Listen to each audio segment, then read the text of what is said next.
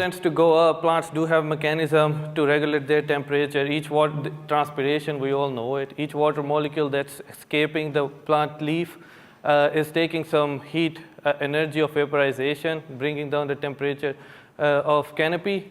And the source of this thing is soil moisture. So when the temperature of canopy goes up, we know that it's running out of moisture in the soil. So it can be used as an indicator for irrigation scheduling and indicator of declining soil moisture.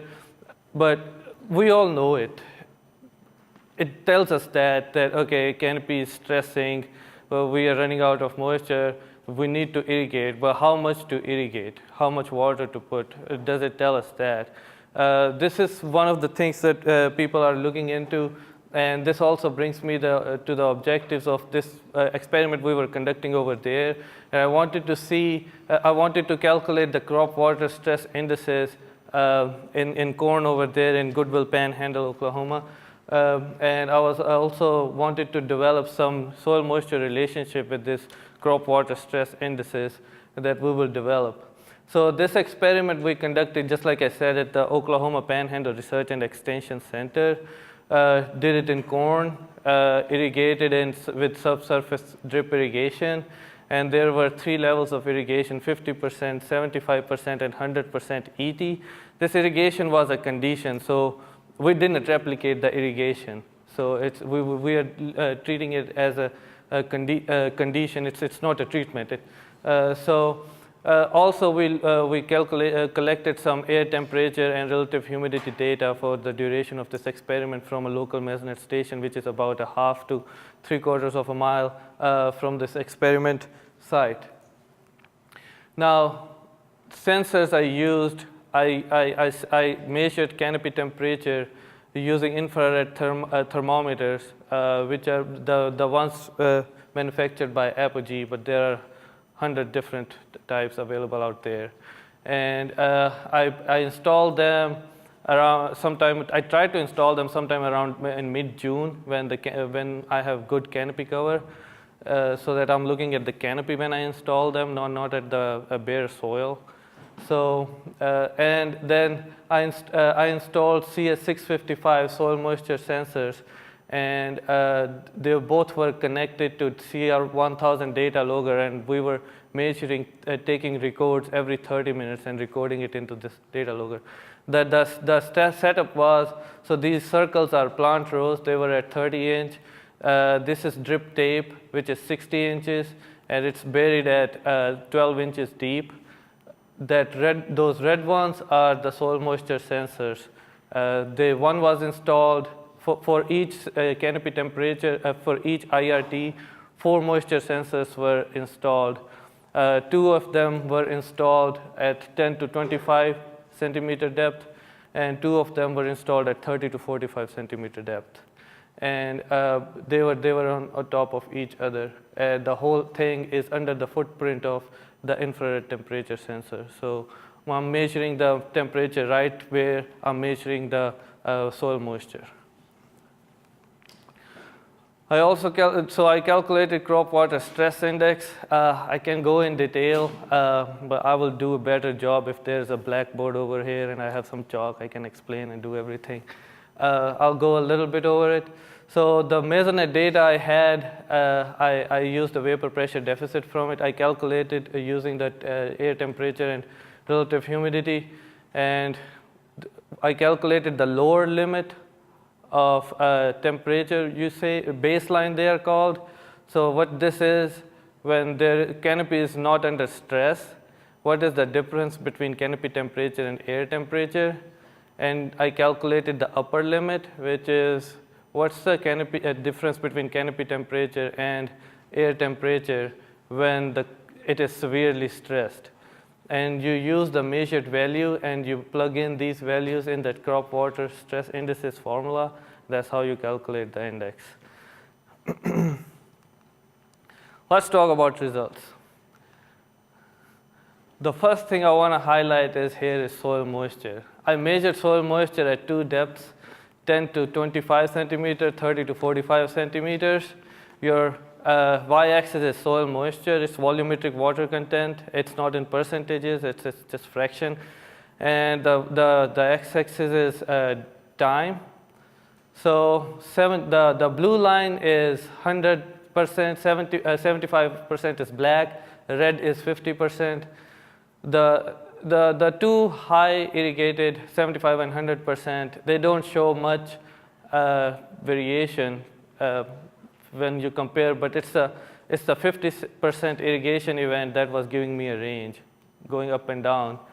But if you look at the 30 to 45 centimeter, they all are good to start with, but eventually when the canopy is developing, its biomass is going, its ET requirements going up, it was the 50%, which was actually the moisture was going down at the lower depths. I have another experiment going on over there, which is specifically looking into the crop water extraction based upon limited irrigation. So it was here that crop was getting moisture from deeper layers when it was limited with irrigation. So I have this, and now look at the canopy temperature. This is for 50% irrigation. And to start with, of all the data I had, I picked the most clear days, and where it was all sunny, no clouds, nothing. So I found these 4 consecutive days. You see, the temperature is going up with the soil moisture coming down, but there is one more catch. The air temperature, I have not shown the data, was also going up. So, but the thing was that this 50% was also extracting water from the deeper layers, so you did not see much stress in these in this plot, and this was the least. And we were irrigating almost every day, so, with subsurface drip irrigation. But this is just to show the trend that, you know. And I looked into this, and I wanted to find out what was the timing of the day when the temperature was the maximum. Now, one thing, if I take it from here, if I'm going out there to take my temperature data from the canopy, I'm going to do it in the evening, afternoon hours. So this is the time that I will do it. If I'm going to fly a drone or airplane over it, I calculated crop water stress index, and I did it for 1,200 hours, 1,300, 1,400, and 1,500 hours of the day, and it varies. It doesn't go up or down, like I said, because we were irrigating every day, and the air temperature that I used was taken from about half a mile away station. So that's one lesson learned, that I will put a humidity probe and temperature probe right on the site. But whenever I see the rain, the next day, the stress index came down, and it was expected. Even though these were clear days, there was no stress. These events were about at least an inch. There was 1 inch, and this is close to 2 inches. Now, coming to that question, can we tell how much to irrigate using crop water stress index? I developed this relationship for this 50% irrigation, and why I'm doing for 50%, because that was the only one that was giving me a range with volumetric water content to develop a relationship. Everything else was getting clustered because the moisture didn't change.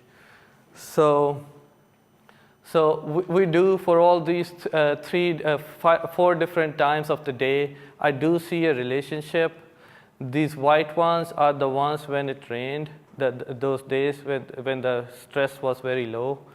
And also I looked, and it's the range is from 21 to 39, so it's not 0. So it's going to flat out at some point, because there will be permanent wilting point somewhere around 20% soil moisture.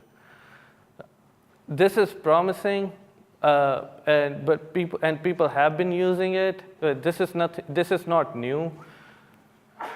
Crop water stress index or canopy temperature has been used earlier before. People have been using it since 1980s, ever since it was developed, and this experiment was not specifically designed for this study, but where they are specifically designed, you see a trend in increasing crop water stress index as the season progresses. So the other decision tool with Canopy Temperature is the time temperature thresholds. Was developed in 1992 by this guy, Vanjura et al. And what they do is they have a set of temperature, okay, this temperature, and if the canopy temperature goes above, for example, say I have set 28 degrees Celsius for 240 minutes during the daytime, the irrigation will start. And this one has been a baseline. This thing has been a baseline to develop some automation, and we will look into it later. Now, coming back to the question again, how much irrigation quantity? You can have these canopy temperatures. You install that sensor up there early in the season. What you are looking at? You are looking at small crop plants. You are also looking at soil. So there is some limitation, right? And you can develop these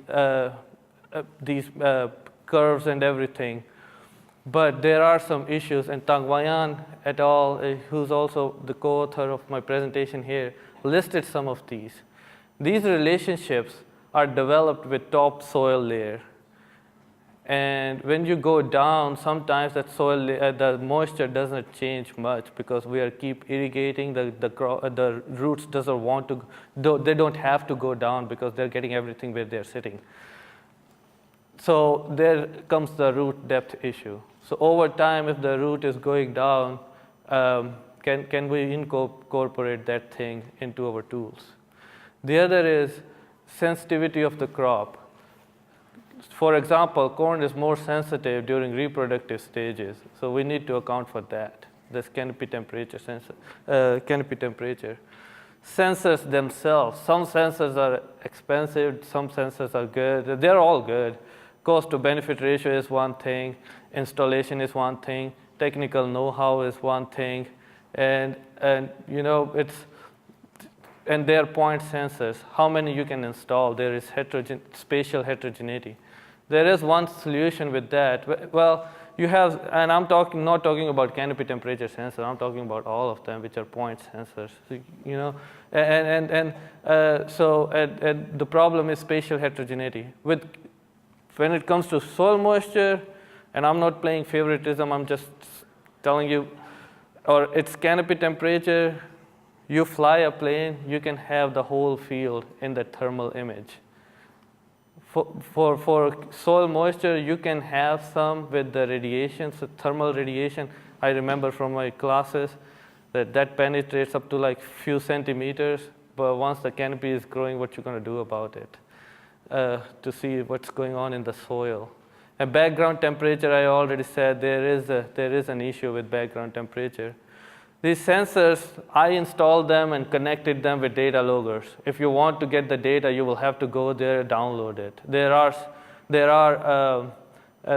The technology is coming. You can install modems with these data loggers. They can send the data to your computer or to your phone. But nowadays you're getting wireless sensors even for infrared temperatures. Another thing that's going on with canopy temperature is in the breeding. They do not want to know the irrigation scheduling or anything. They want to know the stomattal conductance.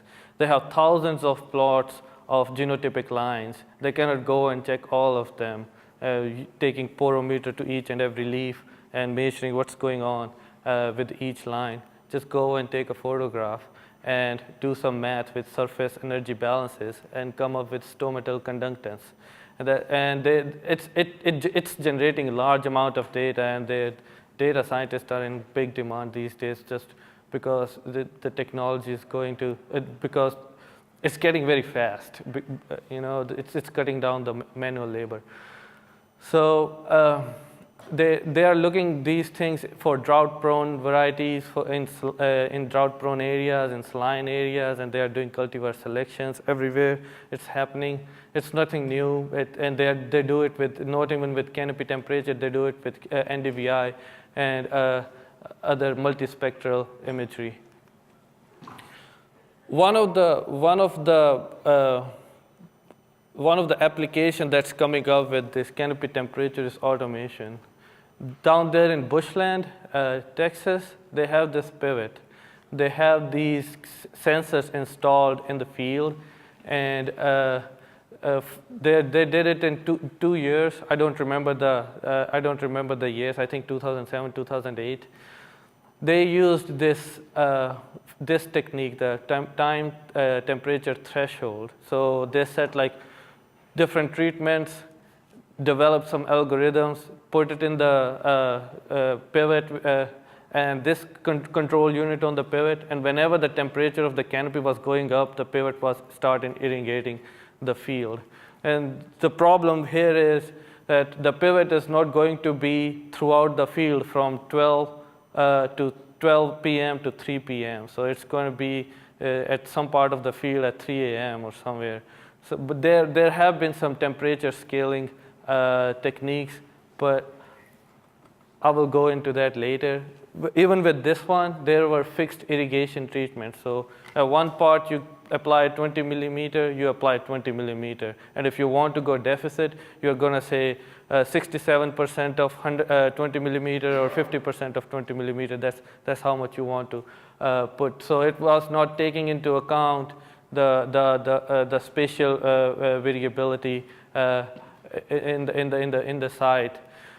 When I found this paper, I saw the first paper with this automation in 1996. I could not find it, but this one is by the same authors in 2010. I tried to. It was cited by 77 people, and I scanned through all of them to see which ones of those were working on automation using crop temperature, and there were quite a bit about. I think I found 13 or 14 papers which were actually working on automation using canopy temperature, but on different irrigation systems, say drip, subsurface drip, or even center pivots. This one is, I just came to know literally about 3-4 hours ago when I talked to one of the professors, and this has not been published yet, and this is by the same people at Bushland. The time temperature threshold that they used for automation earlier, it stopped. What they are going into is they have come up with this model where they are using integrated crop water stress index. So your input says weather data, you have canopy temperature, and you have soil moisture with soil water balance model.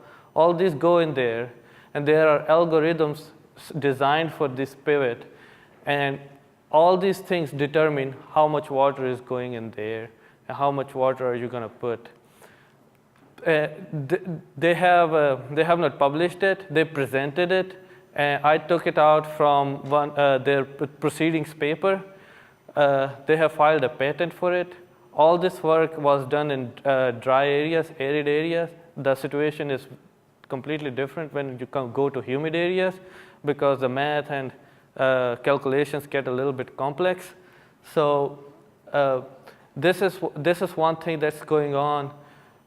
I have not put this thing in there, but I just remembered. I met a kid from Colorado State University, and this is not the only thing that's going on.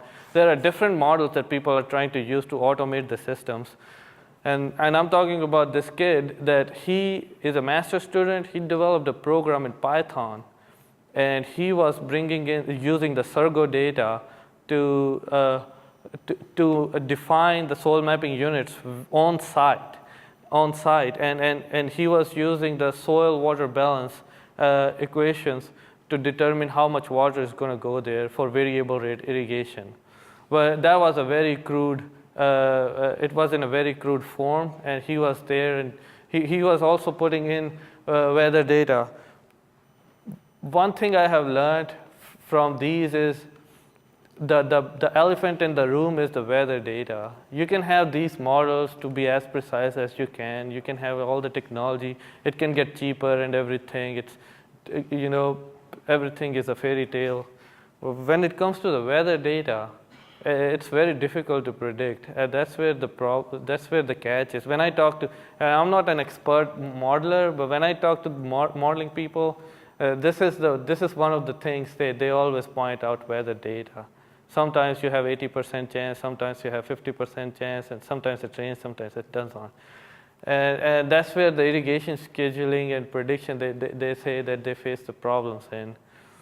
So one more example I can give, when I was a PhD student in Texas A&M last year, I saw one guy who was taking multispectral photographs through plane or drone. And he was a weed scientist, and what he was doing was these weeds and different plants have different reflection for given multispectral in multispectrum. So he was trying to identify weeds using multispectral photography. That's one more example that I can give you guys. But this is where technology is going. I'm not saying it's going to be there tomorrow or day after tomorrow, but it's coming. People are working on it, and there are thousands of ideas out there. So with that, I would like to thank you guys.